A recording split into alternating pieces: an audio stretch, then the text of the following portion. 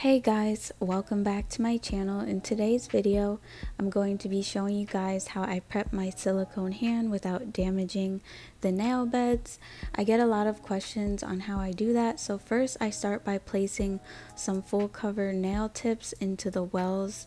These hands have deep wells, so they stay in when you place the full cover tip in there. I normally use Easy Basket full cover tips, but I ran out of those. So I'm using these stiletto like display tips. If I could find the link to those, I'll link them in the description box along with everything else.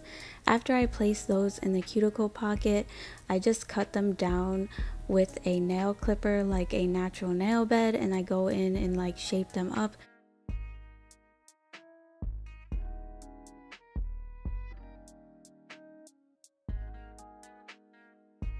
Next, I'm going to be gluing on these McCarten nail tips, and I'll be double tipping them because I wanted to add some length, and these nail tips are kind of short. So just like with your regular nails, you're going to want to make sure that the nail tip fits sidewall to sidewall, and if it's like in between sizes, you can just follow the sides to make it fit. I don't really focus too much on doing that on my practice hand. Sometimes I just glue them on anyway and just file the sides off when I go to shape up the nails. It's really up to you, whatever you want to do. And I did want to mention that when you're applying the full cover tip into the well, you might want to make the tip a little bit wider than the regular size they recommend so that it doesn't shift when you're working, because I had that problem a while back. The nails kept like popping out, so if you place a wider tip in there, they won't shift as much. One of my subscribers, I think her name was Jean's Nails, she actually told me about that and it worked out really good.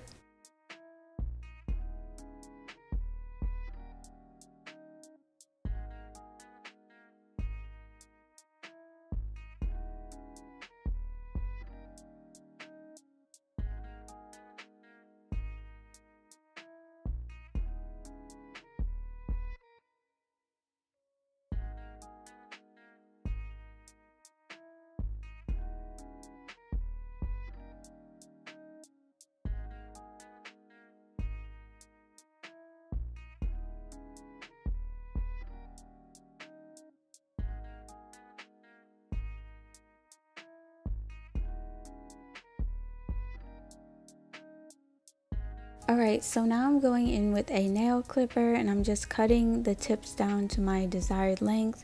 My tip cutter actually broke, so I'm using this nail clipper.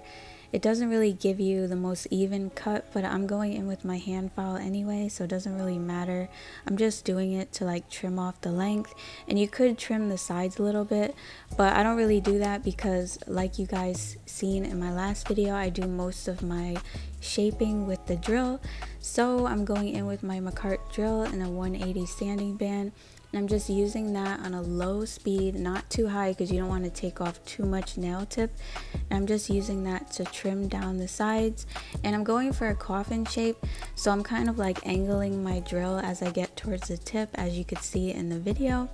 Then I'll blend the middle of the tip. You always want to blend the tip where the natural nail meets the tip, even though it's not a real hand, but you get the point, so that you don't see that harsh line. If you're doing like clear nails or whatever, it looks like natural.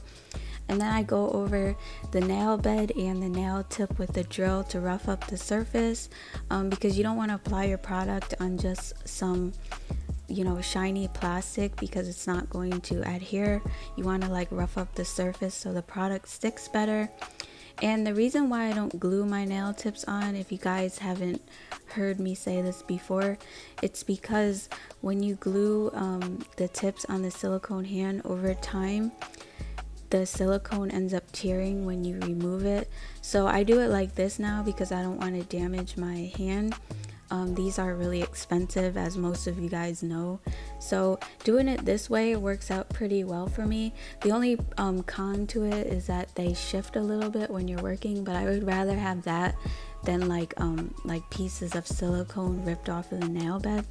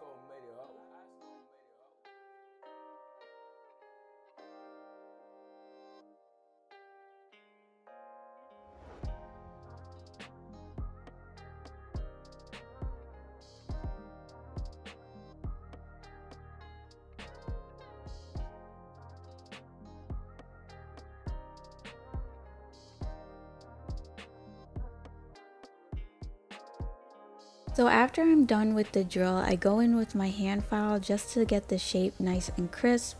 I start by filing straight with my file. I use a 100-180 grip, but you want to keep your file straight at first. If you go in and start angling your file, you're going to get like really weird shaped nails. So I file straight like 2 times on each side, and then I angle my file in to get that coffin shape, and I do that about 2 times on each side. And to file the free edge, I just kind of like angle my file and go up and down with the nail file, or you can go straight across. You want to be really careful with these double tips, because if you file too hard, that little piece at the bottom will pop off.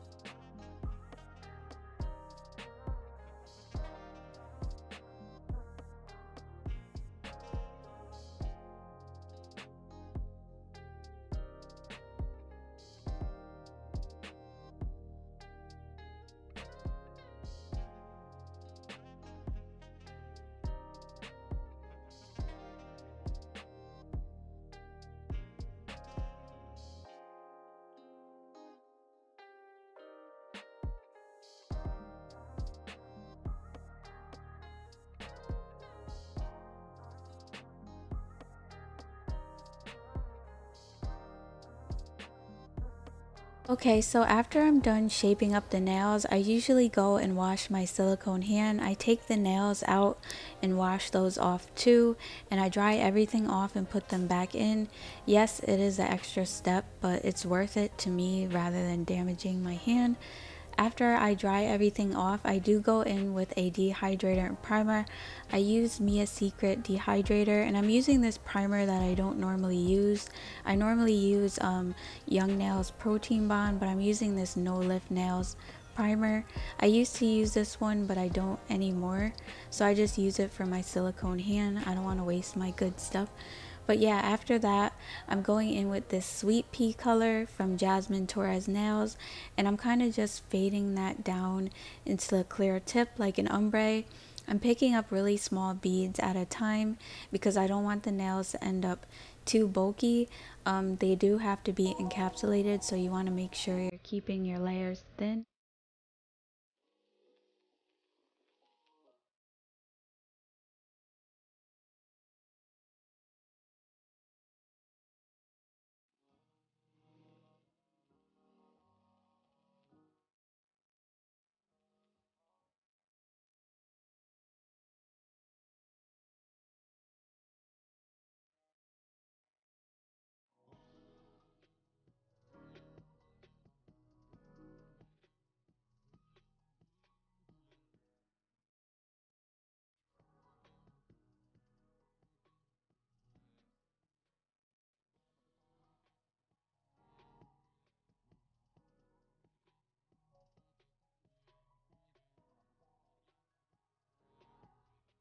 Next, I'm going in and I'm adding a little bit more purple to the pointer finger because it was a little bit sheer in the middle. After that, I'm going in with this glitter acrylic from Glitter Bells called Soft White Shimmer, and I'm lightly brushing that over the purple to make it look like it's glittery. You want to work fast and brush it down into the tip, otherwise it's just going to cover up the purple and you won't be able to see it. And then I'm going in with this other glitter acrylic from Glitter Bells called Snow Sparkle, and I'm picking up a small bead of clear, dipping it into that acrylic, and then brushing it over the purple onto the nail and fading it down into the tip. You have to work really fast with that acrylic as well because the white in it is really pigmented, and if you don't, it's going to cover up the purple. But the reason why I'm using that is because I like the glitters in it. They're like little holographic glitters.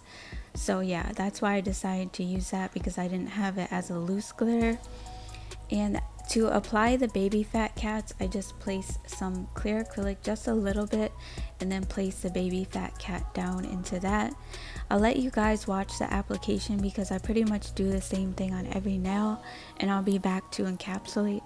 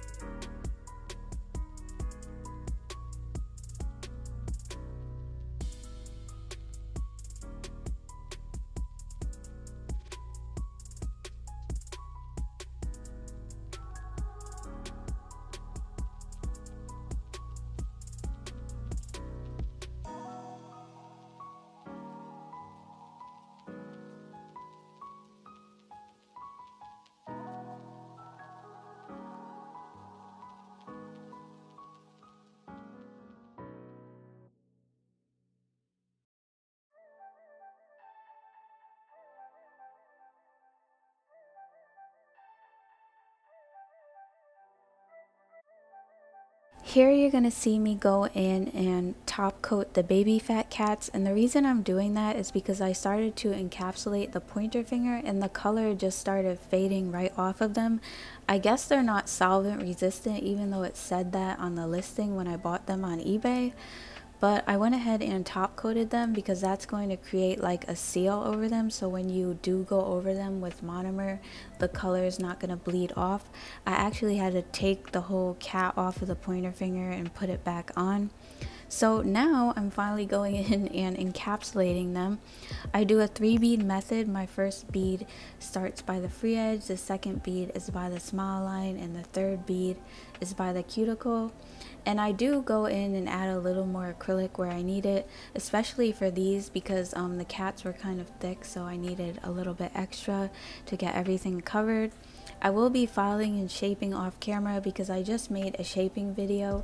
So I shape my nails the same exact way I do on myself as I do on the hand. So I'll link that video in the cards if you guys want to see how I file, shape, and buff.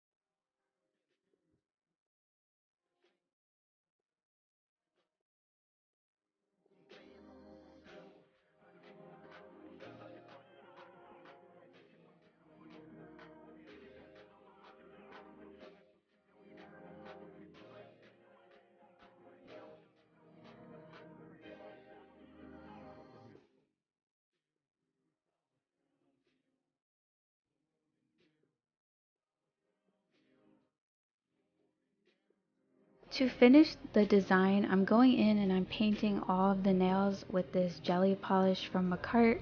It's called Crystal Violet, and it's a really pretty purple, but I'm just doing a thin layer on the nails. I actually applied a little more than I wanted to on the pointer finger, so a little bit later on I'm going to be just using the brush to take some of the polish off. I didn't want to cover up too much of the glitter. I still wanted you to be able to see it through the jelly color. I'll be curing this layer for 60 seconds, and after that I'll be going in with some Madam Glam top gel and top coating all of the nails as well as the underside of the nail to make them look extra clear. You want to do that with clear nails and jelly nails so that you don't see any scratches through the bottom. The top coat kind of masks that. And yeah, that is about it for this set, guys. I hope you guys enjoyed this video. If you did, please leave me a like or a comment and let me know what you think. And I hope this video was helpful to you. If you guys are new to the channel, make sure you guys subscribe and hit that notification bell so you get notified when I upload a new video. And don't forget to follow me on Instagram. I'll see you guys in my next one.